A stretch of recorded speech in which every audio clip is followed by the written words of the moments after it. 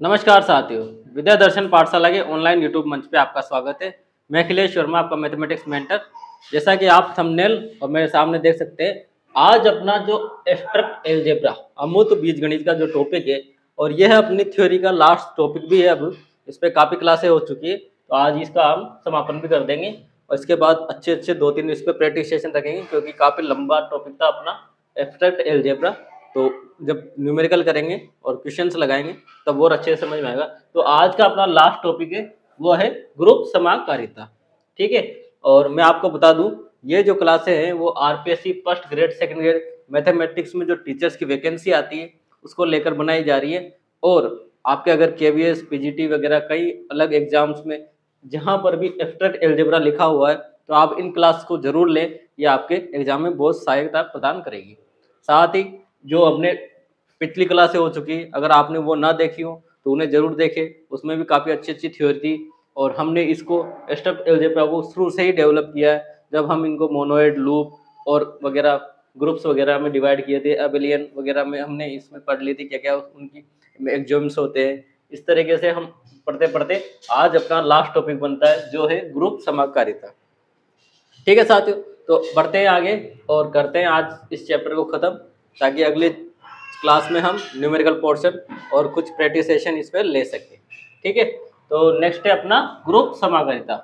अब देखिए, इसे ध्यान में रखते हो, जैसे मैंने अभी ग्रुप समाकारिता बताया नहीं कुछ भी, पर ये जो टॉपिक चल रहा है इसको हमें थोड़ा सा रिलेट करना है, किससे? फंक्शन से। जिस तरह से फलन पढ़ा गया था, और फलन में हमारे पास क्या फलन आते हैं? फलन के प्रकार। फलन के प्रकार होते हैं 1 1 on 2, यानी एक एक ही, आच्छादक, अंतरक्षेपी, बहु एक एक ही, और इस तरीके से आच्छादक नहीं है, आच्छादक है। तो इस तरीके से तो हमें भी अमूर्त बीजगणित यानी जो एब्स्ट्रैक्ट है उसको ध्यान में रखना है। किसको? फलन वाले चैप्टर को। और फलन वाले चैप्टर को अगर आप ध्यान में रखते हुए इससे समझेंगे तो आप अच्छे से कोरिलेट करेंगे और चीज़ें याद हो जाएंगी। जैसे हम अब आती है बात ग्रुप समाकारिता।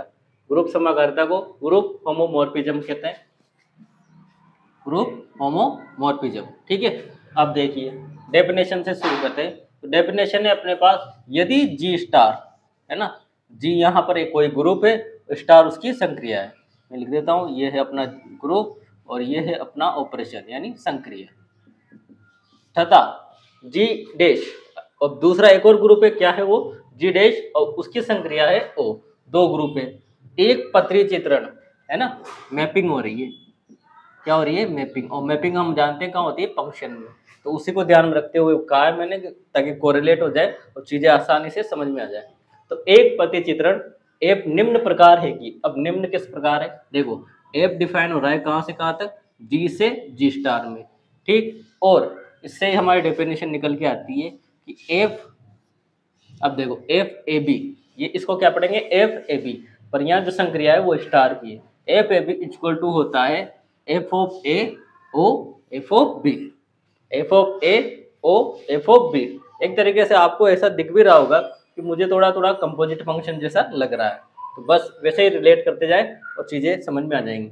यानी संक्रिया क्या लगाई, ऑपरेशन क्या लगाया। अगर एफ ए बी में स्टार ऑपरेशन लगेगा तो F of A O F of B के बराबर होता है, और यहाँ पर जो ए बी है वो होते हैं अपने जी में। ठीक है, अगर इस तरह की डेफिनेशन फॉलो कर रहा है तो एफ क्या कहलाएगा अपना? एफ एक ग्रुप समाकारिता कहलाता है, यानी एफ एक होमोमॉर्फिज्म ग्रुप होता है।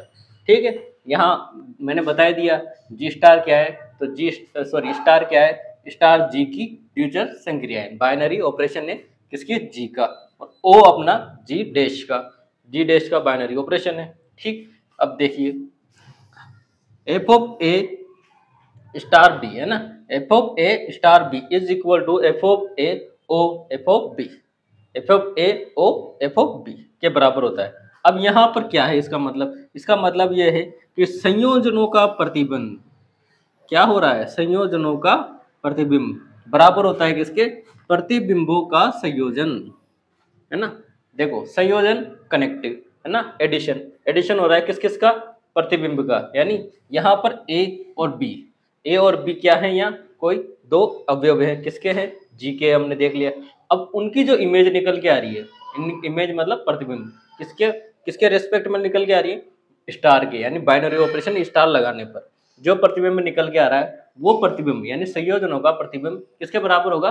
अब यहाँ देखिए, यहाँ एफ ऑफ ए खुद क्या हो गया अलग से, एक ए तो एक अवयव, और एफ ऑफ ए यहाँ क्या हो गई, प्रतिबिंब हो गया एफ ऑफ ए का, और एफ ऑफ बी का प्रतिबिंब, और उनका क्या हो रहा है, संयोजन, यानी उनका कंपोजिट हो रहा है, उनका जुड़ना हो रहा है। ठीक है, तो प्रतिबिंबों का संयोजन होता है।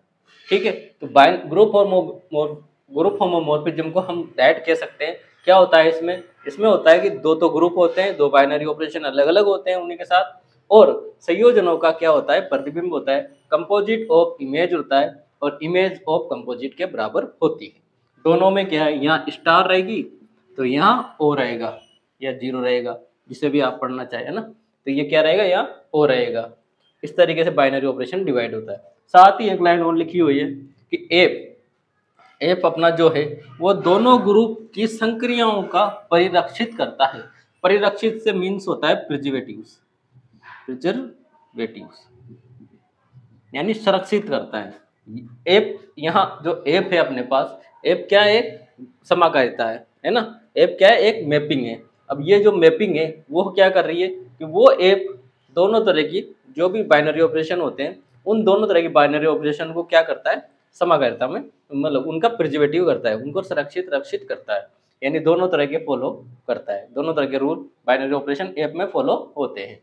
अब इसको देखो, मैं अब आप फलन से कंपेयर करोगे तो फलन से कंपेयर करना बहुत इजी हो जाएगा कि अपने पास क्या है, ये एक कोई समुच्चय, ये दूसरा समुच्चय, और यहाँ से यहाँ क्या कर रहे हैं कि एफ एक फलन है, तो ये मैपिंग हो रही है। और मैपिंग किस तरह की हो रही है, तो एफ में अपने पास स्टार है ना, ये जी है, जी का स्टार, और ये जी डैश, और इसका ओ। इस तरीके से थोड़ा कोरिलेट करके आप चीज़ों को समझ सकते हैं। मेन जो डेफिनेशन है वो है ये वाली, है ना, ये याद रखनी है हमें, F of A star B is equal to F of A O F of B, है ना। और एक लाइन में अगर बात आएगी तो क्या कहेंगे, संयोजनों का प्रतिबिंब होता है किसके बराबर, प्रतिबिंब का संयोजन के बराबर। ठीक है, तो ये थी ग्रुप समाकारिता की डेफिनेशन और इसकी कुछ रिप्रेजेंटेशन इनका कुछ नोटेशन किस तरह से व्यक्त किया जाता है। ठीक है, तो नेक्स्ट आगे बढ़ते हैं। अब इसके कुछ डिविजन्स यानी इसके कुछ प्रकार और आगे की थ्योरी के लिए नेक्स्ट आगे बढ़ते हैं हम अपनी विभिन्न समाकारिता पर, है ना, डिफरेंट टाइप के मॉर्फिज्म। ठीक है, इसमें पहला आता है अपने लिए अंतर समाकारिता, एंडोमॉर्फिज्म। क्या है, एंडोमॉर्फिज्म। ठीक, यदि प्रतिचित्रण सभी मैपिंग के हिसाब से चलेंगे और जिस तरह के फलन है ना उसी से कंपेयर करते जाना बहुत इजी हो जाएगा। क्या है, अंतः, जैसा नाम है वैसा ही काम। पढ़ते हैं एक बार, यदि प्रतिचित्रण एफ जी से जी में, देखो यहाँ जी से जी में, यानी तब यह अंतःकारिता समाकारिता कहलाता है। ठीक है भाई, क्या होता है, यदि समाकारिता स्वयं के ग्रुप से स्वयं में है ना, जैसा लिखा है ना, स्वयं के ग्रुप से स्वयं में है, तो इस प्रकार के समाकारिता को अंतर समाकारिता कहा जाता है। और एक कंडीशन बन जाती है यहाँ कि जो जी है वो किसके बराबर है, जी स्टार के। ठीक है, और आइडेंटिटी जब हम इसको सम्मित स्वतुल्य करते हैं, स्वतुल्य फलन में पढ़ते हैं, तो वहां भी जो फलन में जब मैपिंग आती है, प्रतिचित्रण आता है, वो क्या आता है कि ए बिलोंग हो आर में। तो इस तरह के संबंध में भी तो यहाँ पर बस उसी से कोरिलेट कर लेना हल्का सा कि अंतर समाकारिता मतलब स्वयं का स्वयं में क्या होगा, प्रतिचित्रण होगा, और एक समाकारिता कहलाएगी कौन सी, अंतर समाकारिता। और कंडीशन आएगी तो जी को कर दो आप जी स्टार के बराबर। ठीक है, नेक्स्ट है अपना एकेकी, नाम ही एकेकी यानी 1-1। अब इसको यहाँ एकेकी का नाम दे रखा है हमें, एकेकी समाकारिता को हम मोनोमॉर्फिज्म से जानते हैं, है ना। वहाँ एकेकी 1-1 पढ़ते थे। ठीक है, बिल्कुल उसी से कंपेयर कर लो, काम हो जाएगा। यदि प्रतिचित्रण एफ है ना, एफ जो मैपिंग है अपनी कहाँ से कहाँ तक है, जी स्टार से जी डैश ओ में, जो कि हर तरह की मैपिंग होती है। हम समाकारिता के लिए हर तरह की मैपिंग किस तरह की होती है, जी स्टार से जी में।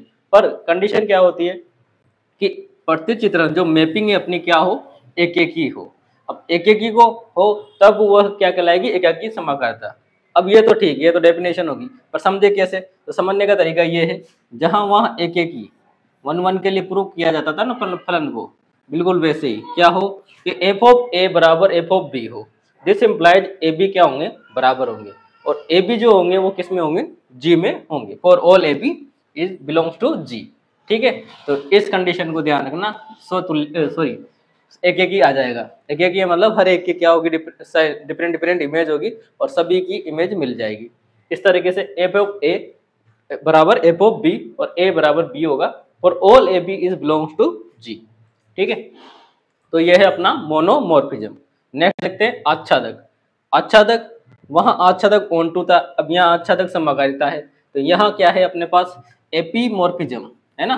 क्या पढ़ेंगे इसको, एपीमॉर्फिज्म या आच्छादक समकारिता। अब आच्छादक का मतलब तो हम जानते हैं क्या होता है, कि क्या होगी कि पूर्व प्रतिबिंब को मिलना चाहिए बी के या जी डैश के, जो भी उसमें बाद वाला जो भी समुच्चय रहता है, यानी आप एफ जिसमें जैसे जी डैश है, ये बाद बाद वाला समुच्चय अपना, तो इसका क्या मूल्य पूर्व प्रतिबिंब मिले किसमें, जी स्टार में, इसी को आच्छादक कहा जाता है। बिल्कुल वही है। यदि प्रतिचित्रण एफ जी स्टार से जी डैश ओ में कोई समाकारिता एफ आच्छादक हो, क्या हो, एफ खुद भी एक क्या हो, आच्छादक हो। और आच्छादक का मतलब वही निकालना है हमें जो वहां अपने फलन में पढ़ा था।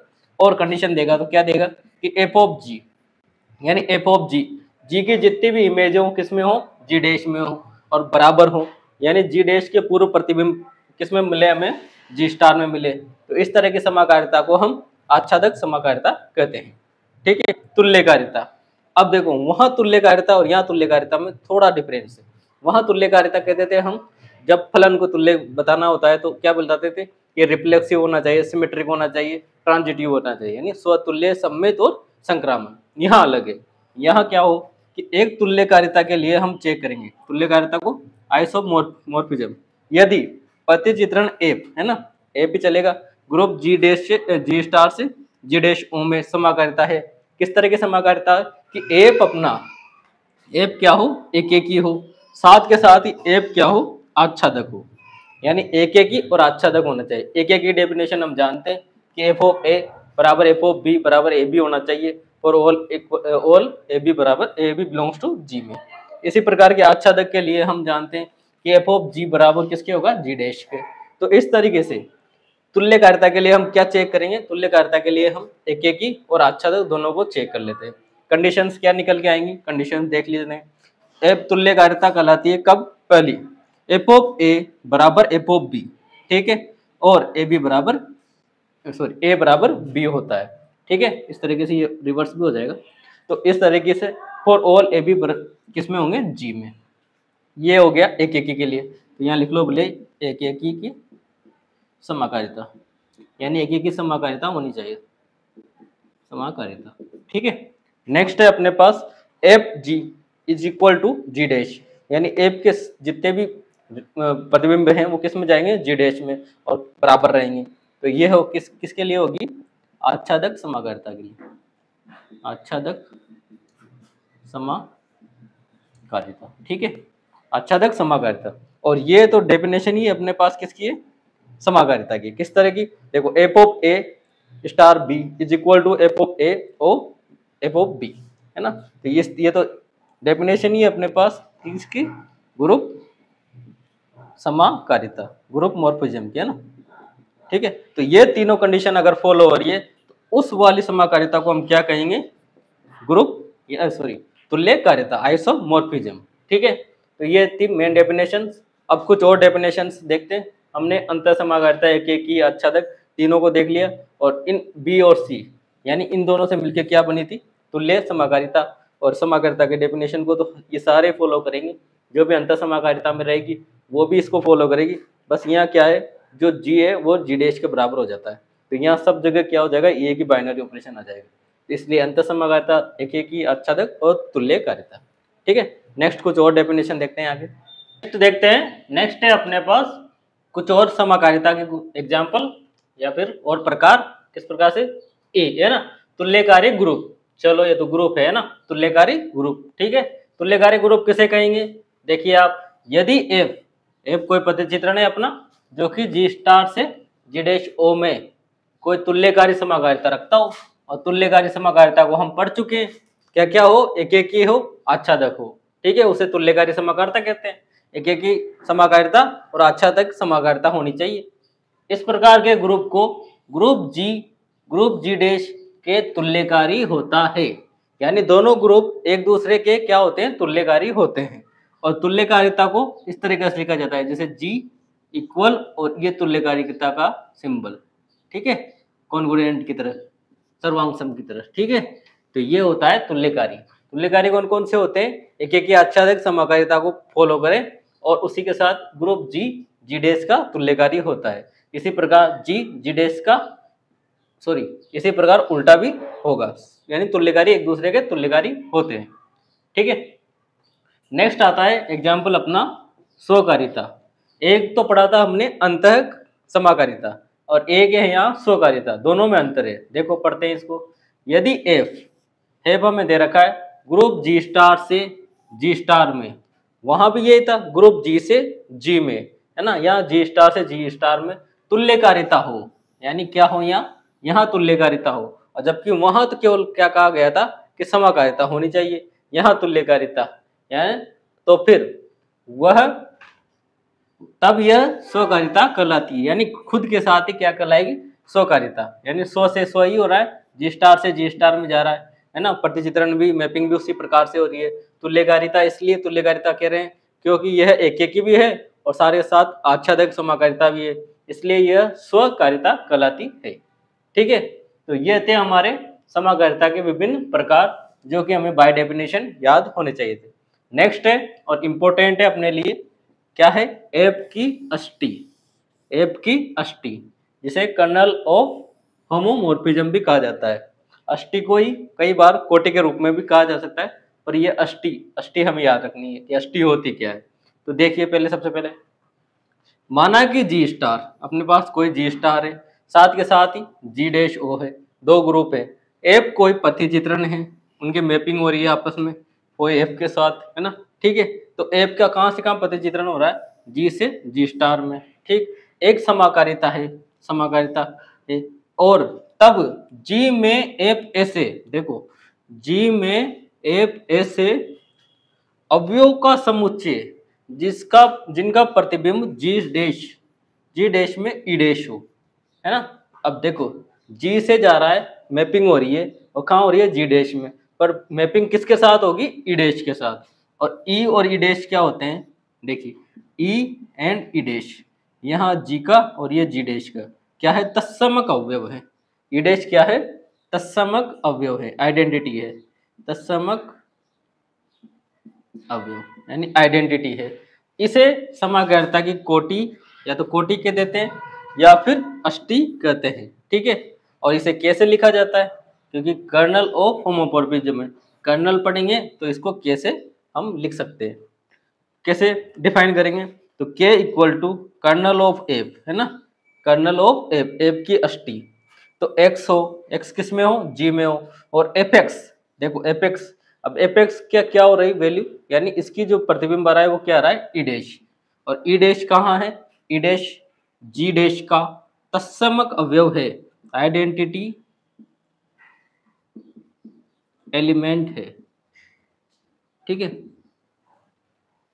ये था, फिगर से आप समझो, फिगर से और अच्छा समझ में आ जाएगा क्या, कि G के अंदर बहुत सारे एलिमेंट हैं और उनका प्रतिचित्रण हो रहा है किसमें, G डैश में, और G डैश में भी किसके साथ हो रहा है, तो केवल एक एलिमेंट, कौन सा, E डैश, और एक भी हो सकता है, एक से अधिक भी हो सकता है, पर यहाँ G का क्या है, क्योंकि हम जानते हैं कि आइडेंटिटी एक से ज्यादा भी हो सकती है, तो यहाँ अपने पास क्या थी, एक आइडेंटिटी थी, तो उसी से इसका क्या हो रहा है, प्रतिचित्रण हो रहा है। तो इस प्रकार हम क्या कह सकते हैं कि कर्नल ऑफ जो होता है अष्टी, वो होती है G से G डैश में मैपिंग होती है, प्रतिचित्रण होता है, और वो भी किसके साथ होगा, तो वह उसके तत्समक अवयव के साथ होता है। इंपॉर्टेंट है, आगे पूछा जाता है, इसलिए इसको ध्यान से रखना है, ध्यान में रखना है। और G से G डैश में समाकारिता है, ये तो वह की है इसे, G में एफ ऐसे अवयवों का समुच्चय जिसका प्रतिबिंब G डैश में हो और G डैश में भी किसके साथ हो, E डैश के साथ, यानी उसके आइडेंटिटी के साथ, ठीक है। तो ये थी थ्योरी, और आगे पढ़ते हैं, अब इसमें कुछ और कंसेप्ट आगे सीखते हैं।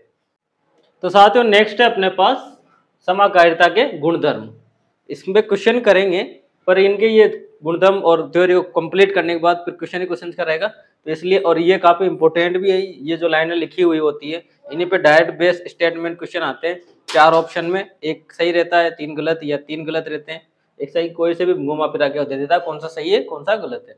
तो हमें ये ध्यान रखना और तो इसीलिए इन्हीं ये थ्योरम्स भी हैं, प्रॉपर्टीज भी हैं, किसी तरह से याद करें, ये बेसिक स्टेटमेंट हैं और एग्जाम में पूछे जाते हैं। तो समाकारिता के गुणधर्म है ना, प्रॉपर्टीज है अपने किसके लिए, प्रॉपर्टीज ऑफ होमोमॉर्फिज्म, होमोमॉर्फिज्म की कुछ प्रॉपर्टीज है। जैसे पहली है अपने पास, यदि प्रतिचित्रण एफ दे रखा है, जी से जी स्टार में कोई समाकारिता है तथा ई व ई डैश क्रमशः ग्रुप जी व जी डैश के क्या है, तत्समक अवयव है, आइडेंटिटी है उनकी, ठीक है, आइडेंटिटी एलिमेंट है किसके किसके, जी व जी डैश के। तब क्या रिजल्ट निकल के आते हैं अपने पास, पहला जो रिजल्ट आएगा, अगर मैं एफ ऑफ ई लूंगा तो इसकी जो इमेज आएगी वो आएगी हमारे ई डैश, ठीक है। एफ ऑफ ई लेने पर उसकी जो इमेज आती है, यानी एक आइडेंटिटी की जब प्रतिबिंब निकालते हैं तो उसका जो प्रतिबिंब आता है वो किस में आता है, ई डैश में। एक तरीके से आप समझ लीजिए ये अपना क्या है, जी स्टार है, इसकी मैपिंग कर रहे हैं कहाँ, जी डैश जे ओ में, तो इसका जो एलिमेंट है ई आइडेंटिटी एलिमेंट, तो इसके साथ जो इमेज प्रतिचित्रण करेगा, इमेज बनाएगा, वो कौन होगा, ई डैश होगा, ठीक है। और सेकंड जो बात है वह एक बेसिक प्रॉपर्टी है कि एफ ए इनवर्स लूंगा, एफ किसी ए इनवर्स मतलब ए का इनवर्स, ए किसमें, ए अपना है जी में, ए बिलोंग्स जी में ना, ए इनवर्स लूंगा तब, या फिर उसकी इमेज, उसकी क्या निकाल लें, इमेज निकालने के बाद इनवर्स निकालेंगे तो वो उसके बराबर होता है। दोनों प्रॉपर्टी हमें बाय स्टेटमेंट याद रखनी है, ठीक है। यानी पहला तो एफ ऑफ ई की जो इमेज आएगी वो ई डैश आएगी, ठीक है। एफ ऑफ ए इनवर्स यानी इसकी इमेज किसकी, ए इनवर्स की, ए के प्रतिलोम की जो इमेज प्रतिबिंब आएगा वो किसके बराबर रहेगा, एफ ऑफ ए के, एफ ऑफ ए मतलब एफ ऑफ ए का प्रतिबिंब और उसका जब इनवर्स करेंगे तो आपस में बराबर होते हैं, ठीक है। तो इंपॉर्टेंट है अपने लिए P1। नेक्स्ट है P2 में देखते हैं, यदि एफ जी से जी डैश, बाकी वही चलेगा, एफ जी से जी डैश में एक समाकारिता है, तब यदि एच अपने पास क्या है, तो उसने डिफाइन कर रखा है कि ग्रुप जी का कोई उपग्रुप है, एच क्या है, ग्रुप जी का कोई उपग्रुप है, तब जो रिजल्ट निकल के आता है वो है कि एफ ऑफ एच मतलब यहाँ बहुत सारे अवयव है, उनकी जब वैल्यू निकालेंगे या उनके जो इमेज निकालेंगे, प्रतिबिंब निकालेंगे, तो वो क्या होगा, वो जी डैश का उपग्रुप होगा, ठीक है। तो एफ ऑफ एच मतलब प्रतिबिंबों की संख्या, वो किस में होंगे, वो जी डैश का उपग्रुप होगा। एच क्या है, एच जी का है, तो इसकी इमेज, एच की जो इमेज निकलेगी एफ के साथ जो इमेज निकलेगी वो किसकी होगी, वो जी का उपग्रुप होगा, सब ग्रुप होगा, ठीक है। इसी प्रकार एच डैश क्या है, जी डैश का कोई उपग्रुप है, तब जो एच डैश निकालेंगे अपोजिट में, वो का क्या होगा, वो जी का उपग्रुप होगा, यानी आपस में क्या होंगे, ये उपग्रुप होंगे। एच जी का है तो एच, अब एफ डैश मतलब क्या निकला, उसकी प्रतिबिंबों की संख्या, प्रतिबिंब भी तो निकल रहा है ना, और प्रतिबिंबों से क्या बन रहा है, एक सेट बन रहा है, एक समुच्चय बन रहा है, तो वो जो सेट और समुच्चय बनेगा अपना वो जी डैश का रहेगा। इसी प्रकार एच डैश का है, एच डैश जी डैश का है, तो एफ डैश एच डैश ये नया समूह बन गया, और नया समूह क्या होगा, उस जी का उपग्रुप होगा, ठीक है। तो ये भी इंपॉर्टेंट। नेक्स्ट देखते हैं P3, यदि जी एफ जी से जी डैश में एक समाकारिता है, ठीक है, रिजल्ट क्या है, तो एफ की जो अष्टी निकल के आती है, एफ की अष्टी ग्रुप जी का उपग्रुप होगा, है ना, ग्रुप जी का क्या होगा, उपग्रुप होगा, ठीक है। तो हम इसे आराम से समझ सकते हैं क्या, कि एफ की अष्टी के आ गई निकल के, है ना। अब एफ की अष्टी हम क्या जानते हैं, के, ठीक है। तो अष्टी निकालने का अपने पास जो तरीका है वो क्या है, कि एक एलिमेंट पे जाएंगे और वो क्या रहेगा, ई, और वो किस में रहेगा, जी डैश ओ में। तो जो ई है वो ई क्या कह रहा है, ये वो भी क्या होगा, जी का उपग्रुप होगा, ठीक। इसी प्रकार एफ जी का क्या है, एफ जी डैश का उपग्रुप है, तो एफ जी मतलब जी की सारी क्या है, वैल्यूज हैं, यानी सारी क्या है, प्रतिबिंबों की संख्या है, प्रतिबिंबों का समुच्चय है, प्रतिबिंबों का समुच्चय है तो वो तो जी डैश में होगा ऐसे, उपग्रुप होगा ऐसे, क्योंकि कुछ तो छूटेगा ना इसमें, एक एक अच्छा तक थोड़ी है ये, यहाँ तो बहुत सारे ऐसे रहेंगे जो छूटेंगे भी सही। तो उसी प्रकार से ये क्या होगा, एफ जो जी है अपना जी डैश का उपग्रुप होगा, ठीक है। नेक्स्ट देखते हैं P4, क्रम विनिमय ग्रुप, है ना। यानी कॉम्यूटेटिव कोई ग्रुप है अपने पास, उसके समाकारी प्रतिबिंबों का ग्रुप। अब समाकारी प्रतिबिंबों का ग्रुप मतलब जी डैश में जा रहा है, वो भी क्या होगा, क्रम विनिमय होगा, है ना। तो बाय डिफॉल्ट ये तो याद रखने वाली बात है कि भाई एक क्रम विनिमय की प्रतिबिंबों का जो भी ग्रुप बनेगा वो भी क्या होगा, क्रम विनिमय होगा। जब उन्हें क्रम से क्रम बदला जाएगा तो उसमें बदलने में उनकी प्रतिबिंबों का भी क्रम बदलता है, ठीक है।